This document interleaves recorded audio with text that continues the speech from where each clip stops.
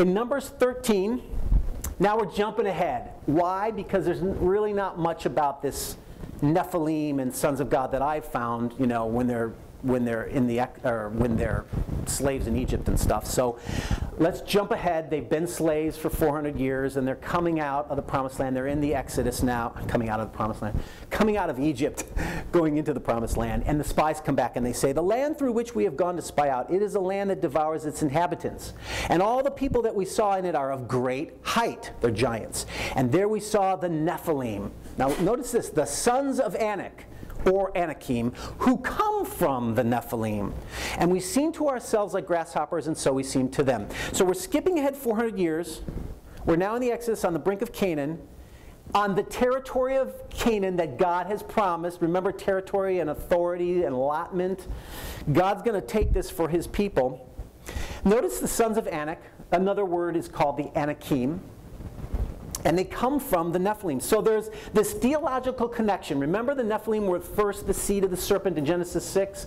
They were evil. They were the fallen progeny. It brought about the flood. Now we see that these Anakim come from the Nephilim, and so there's that theological connection of judgment that God is making this connection. So these giants in the land have that same judgment upon them. Again, how that all works genetically, all that stuff, that's something to study deeper later. I'm giving you the broad picture. So there's that theological connection. And the other thing is that, of course, Anakim are Nephilim giants.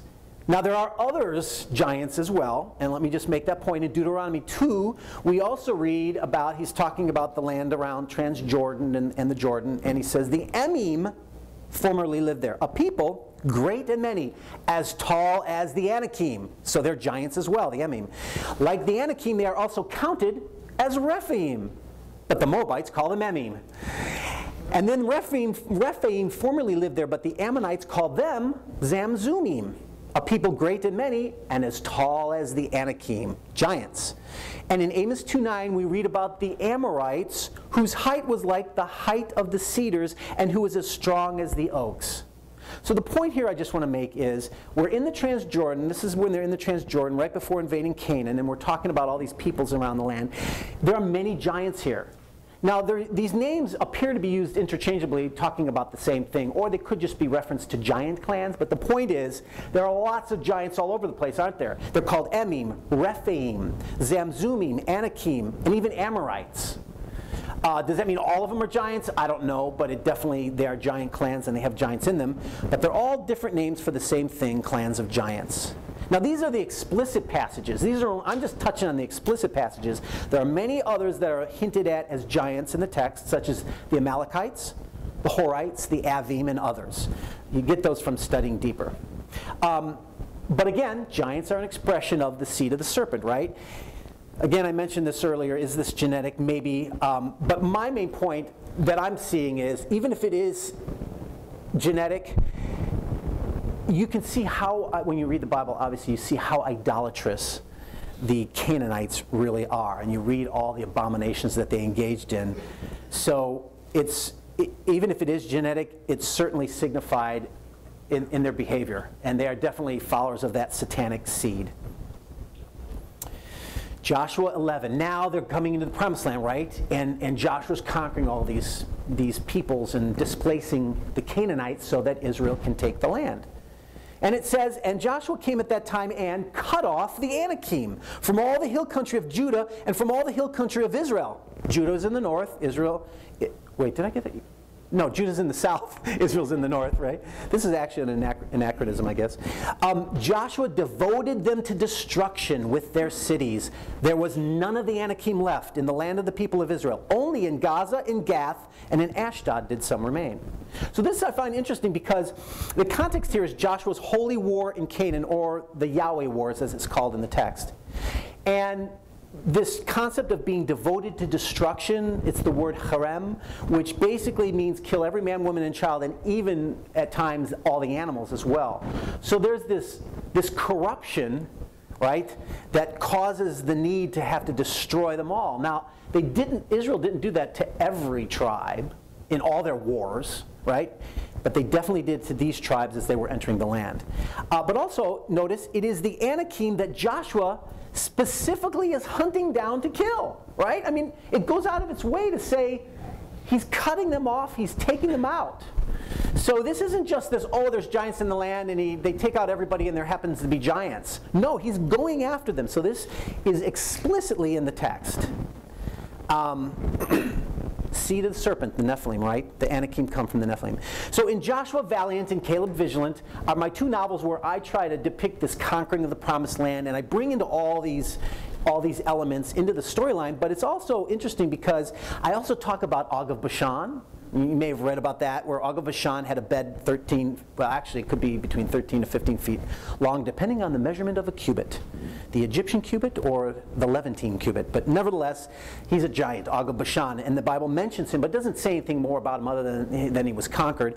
And there's also 3 particular Anakim warriors that are mentioned 3 times in the text, which means they're really powerful and important. And that is Ahiman, Sheshai, and Talmai are mentioned in the Bible as specific giants who were warriors. Doesn't say anything about them, unfortunately, but I tell you what their story really was. So if you buy the novels, you'll really enjoy that. And I try to stay consistent with everything. But anyway, another thing to notice here, Joshua gets rid of all these Anakim, right?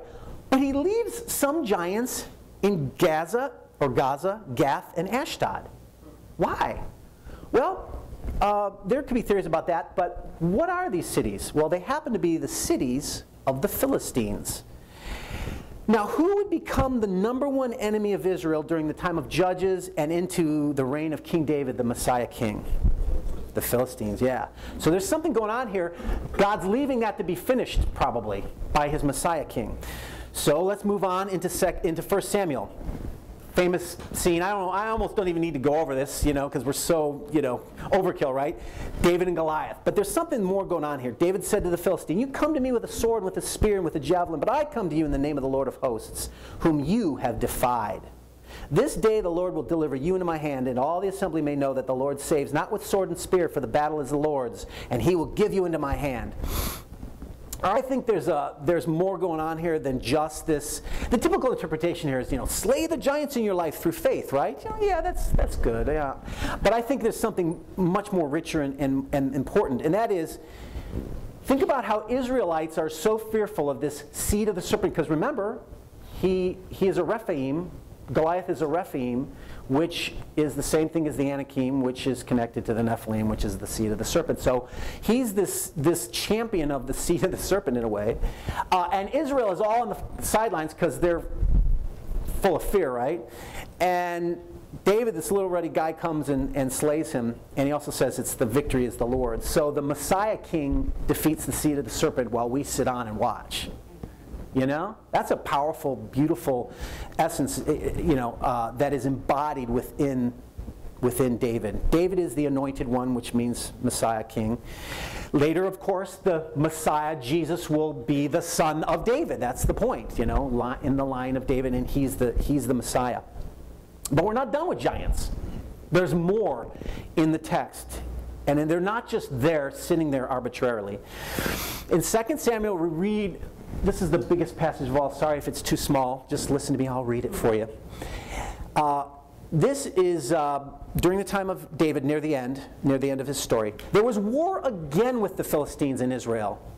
And Ishbi-Benob, one of the descendants of the giants, it's actually Yalid Rapha, so they're part of the Rephaim, but whose spear weighed 300 shekels of bronze, he's a giant, and who was armed with a new sword, fought to kill David.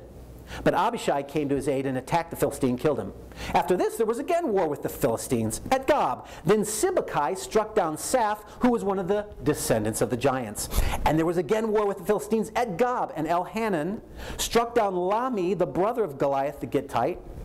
And there was again war at Gath. These are all Philistine cities, right? And there was a man of great stature who had 6 fingers on each hand and 6 toes on each foot, 24 in number.